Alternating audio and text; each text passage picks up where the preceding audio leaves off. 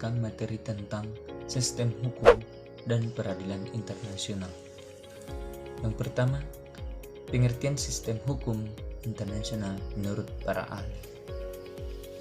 Yang pertama, menurut Hugo de Groot, dalam Hugo de Jure et Paris, perihal perang dan damai, mengemukakan bahwa hukum dan hubungan internasional didasarkan pada kemauan atau didasarkan pada hukum alam dan persetujuan beberapa atau semua negara. Ini ditujukan demi kepentingan bersama dari mereka yang menyatakan diri di dalamnya. Yang kedua, menurut Sam Bushett, hukum internasional merupakan himpunan aturan, norma, dan asas yang mengatur perjalanan hidup dalam masyarakat. Dalam hukum internasional, munculnya beberapa sengketa internasional lebih sering disebabkan oleh tindakan negara tertentu yang mengabaikan ketentuan aturan internasional yang telah disepakati bersama.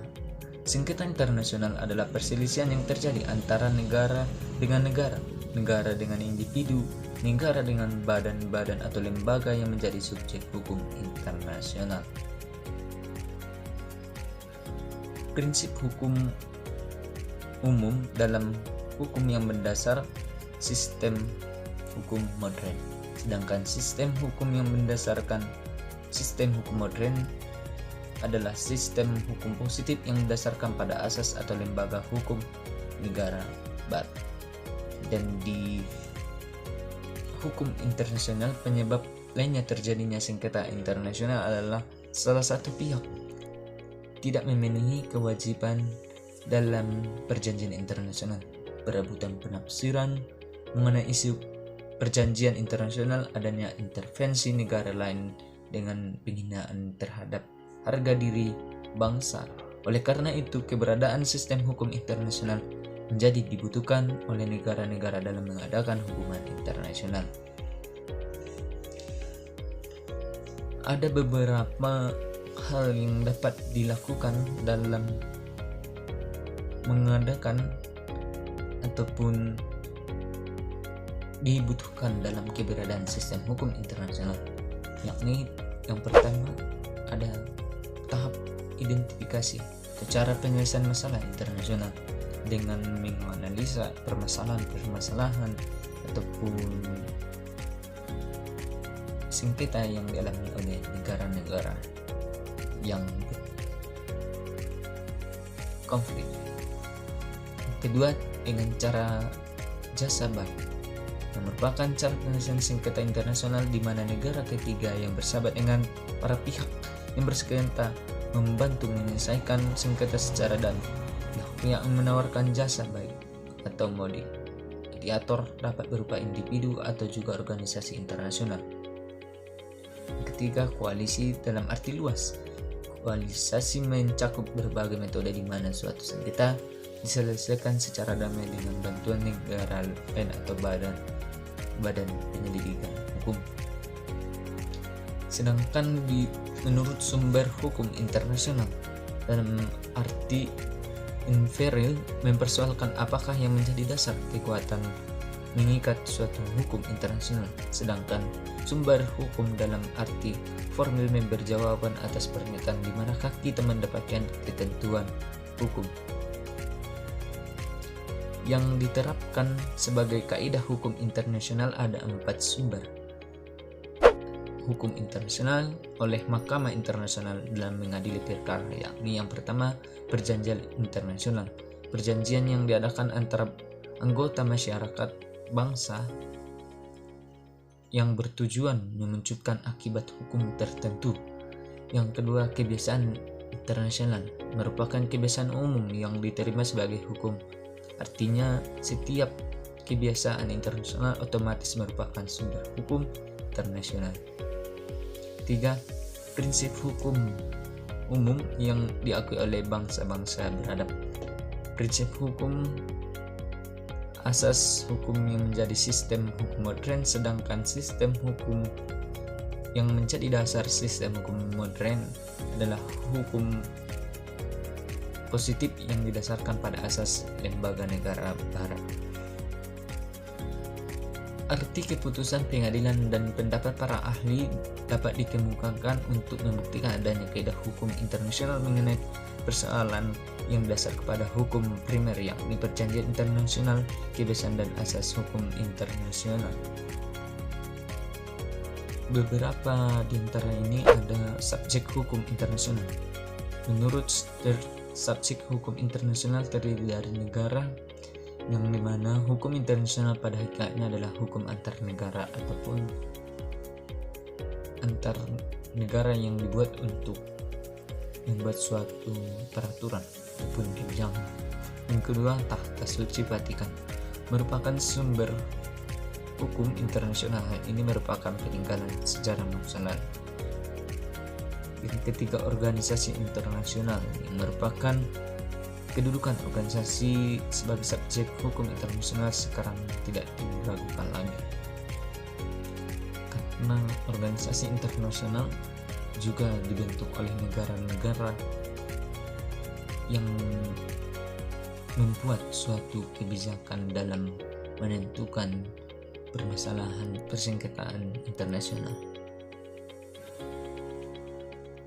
Peradilan internasional. Sistem peradilan internasional.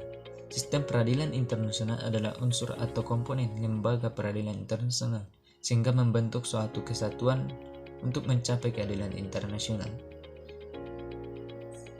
Maka yang pertama, Mahkamah Internasional adalah lembaga kehakiman Perserikatan Bangsa-Bangsa atau PBB berdasarkan piagam PBB. Mahkamah Internasional berfungsi sebagai pengganti Mahkamah Internasional Permanen, yakni sebagai berikut. Komposisi Mahkamah Internasional atau MI. Mahkamah Internasional menjelaskan komposisi terdiri dari 15 hukum statuti. MI memungkinkan bentuknya Hakim Adi atau Hodge, terdiri dari 2 MU dan Dewan Keamanan.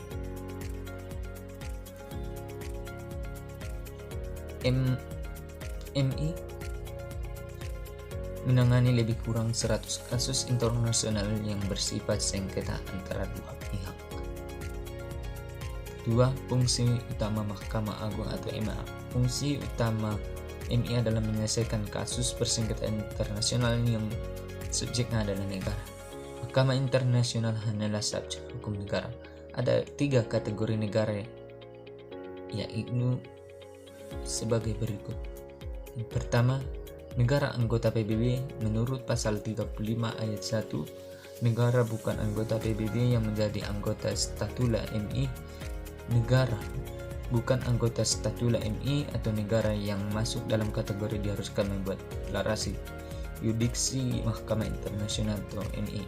Yurisdiksi adalah kewenangan yang dimiliki oleh MI yang bersumber pada hukum internasional untuk membentuk dan menegakkan sebuah aturan hukum. Yurisdiksi menjadi dasar MI dalam menyelesaikan sengketa internasional. Ada beberapa cara penilaian dalam menyelesaikan sengketa nasional oleh MI, yakni yang pertama perjanjian khusus, yang kedua pengunduran diri dari perjanjian internasional, ketiga pernyataan penundukan diri negara peserta statula Mahkamah Internasional, yang keempat keputusan Mahkamah Internasional mengenai yurisdiksi, yang kelima penafsiran keputusan. Dan untuk Mahkamah Pidana Internasional MPI atau ISSI merupakan Mahkamah Pidana Internasional berdiri permanen berdasarkan traktat multilateral bertujuan untuk mewujudkan supremasi hukum internasional dalam memastikan bahwa pelaku kejahatan berat internasional dipidana. Statula MPI telah diterima dan ditafsirkan oleh 99 negara yang susunan dari MPI dan MI. Keberadaan Mahkamah Internasional dalam upaya menyelesaikan masalah internasional sangat vital.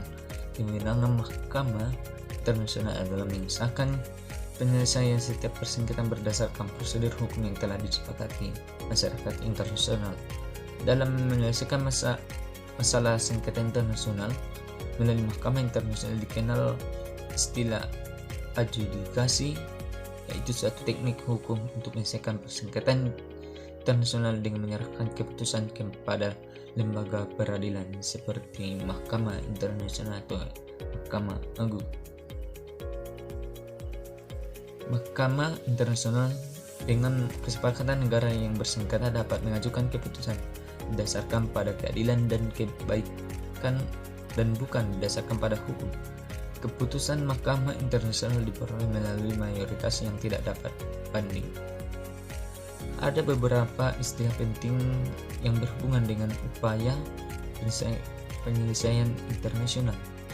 Yang pertama, advisory opinion, yaitu suatu opini hukum yang dibuat oleh pengadilan dalam menyelesaikan permasalahan yang diajukan oleh lembaga berwenang. Yang kedua ataupun yang terakhir, kompromis, yaitu suatu kesepakatan awal yang diantara yang bersengketa yang menetapkan ketentuan ikhwal persengketaan yang akan diselesaikan. Kompromis menetapkan batasan yurisdiksi mengenai peradilan arbitris. Sekian materi yang bisa saya sampaikan pada kesempatan kali ini mengenai sistem hukum dan peradilan internasional. Terima kasih. Wabillahi taufiq wal hidayah. Assalamualaikum warahmatullahi wabarakatuh.